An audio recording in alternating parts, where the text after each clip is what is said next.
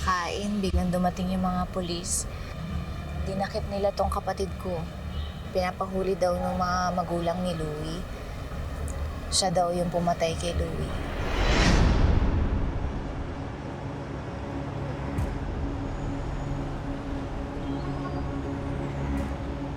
Kayo po ba si Sander Manalo? Bakit po, boss? Tara, sumama ka sa amin. Sander! Hoy! Hoy!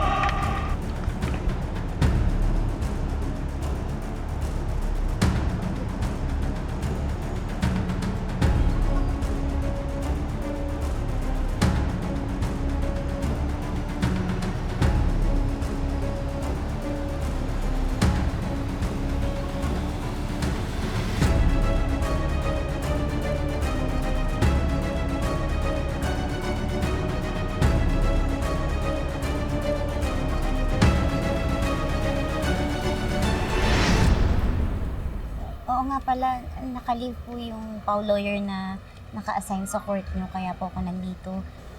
Sinamahan ko lang po yung boss namin. Sino nga po pala si Louie? Tsaka, bakit ikaw yung pinagbibintangan na pumatay sa kanya? Sander. Member po siya ng gang na kalaban namin ng tropa ko. Ako po yung tinuturong pumatay sa kanya ng parents niya dahil may galit daw po ako sa kanya. Totoo ba yan, Sander?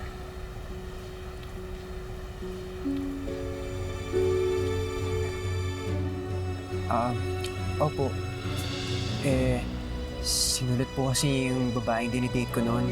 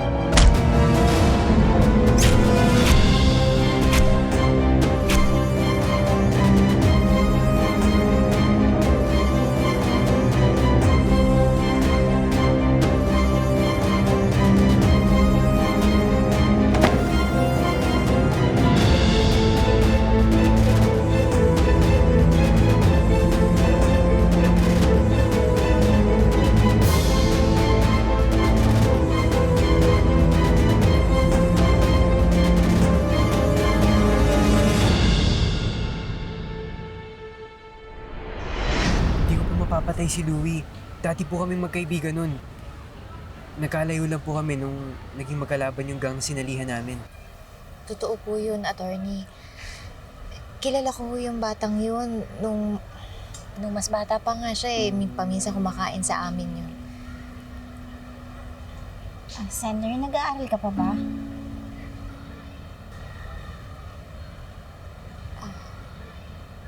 Wala po kaming pera, attorney. Parking attendant lang po ako. Kung minsan nga po, kahit pangkain, kulang po yung sweldo ko eh.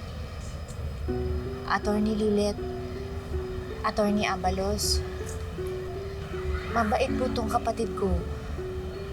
Honor student pa nga po yan eh, bago siya huminto ng pag-aaral niya nung grade 8. Nalihis ng landas. Napabisyo. Kasalanan ko rin po eh. Kasi napabayaan ko siya, kakatrabaho ko.